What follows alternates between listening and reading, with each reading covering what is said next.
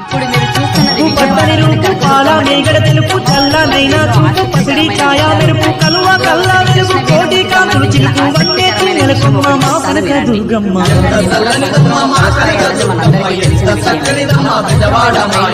ఎంత చల్లనిదమ్మ మా కనక దుర్గమ్మ ఎంత చక్కనిదమ్మ మా కనక దుర్గమ్మ కనకదుర్గమ్మను ప్రార్థించింది. కనకదుర్గమ్మ కరుణించడంతో కృష్ణవేణి ఇంద్రకీలాద్రిలో బెజ్జం ద్వారా ప్రయాణించిందంట. అలా ప్రయాణించడం వలన మొదటిలో ఆ ఊరిని బెజ్జంవాడ అనేవారు. కాలక్రమంగా ఇప్పుడు బెజవాడగా మారిందని పురాణాలు చెబుతున్నాయి.